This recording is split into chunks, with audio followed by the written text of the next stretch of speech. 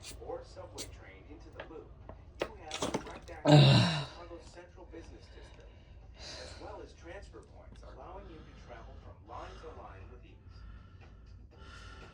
Now, however, the CTA is exploring another option, service that would allow customers to start and end their trips without traveling through the loop. The proposed service would improve connections between all of the CTA's rail lines, as well as Metra's commuter rail lines, to better accommodate the growth of businesses and residential areas outside of the loop.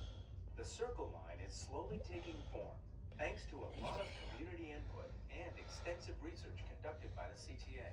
We're finding, based on our studies that we've done and visits we've made to other cities that do have a Circle Line concept, that it really is something that works very, very well to move people around, as well as just to build a very robust system that makes it very easy for people to get from point A to point B, and maybe even with a stop at C and D along the way.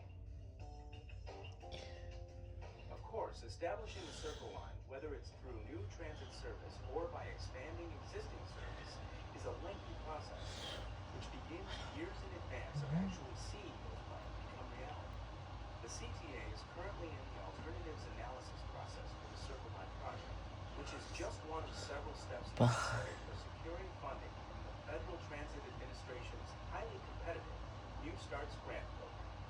A key part of the alternatives analysis process is not just to identify all the different physical alternatives and alignments that this transit infrastructure might take, but also to estimate the ridership and the relative costs and other factors like that. The Circle Line's alternatives analysis study began by looking at a wide area, from Pershing Road on the south to Western Avenue on the west, to Fullerton on the north, and the lakefront on the east.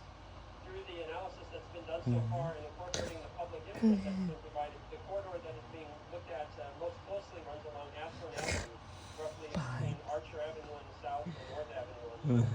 The alternatives currently under analysis include both traditional CTA heavy rail as well as bus rapid transit. The alternatives analysis study will ultimately recommend a single, locally preferred alternative. This recommendation will be based on careful analysis on what would best serve the region.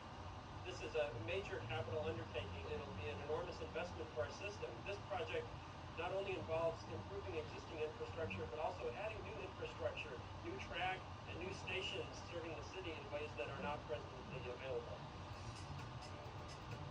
An integral part of the Circle Line's alternatives analysis involves reaching out to communities and customers that may be affected by the proposed project and receiving their feedback. The community meetings held in the past year have been crucial to the CTA's planning process.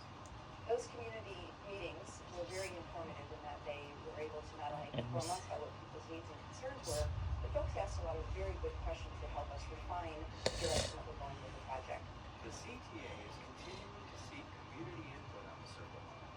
Those interested in providing feedback can email comments through the Circle Line webpage on the CTA website at www.transitchicago.com or call 312-681-2708.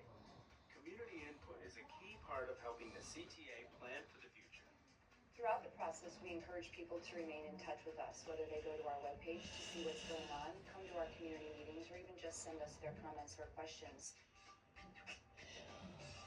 Establishing a Circle Line is a rigorous process, but as always, the CTA is dedicated to expanding and improving service for customers. The Circle Line is just another way to make that happen.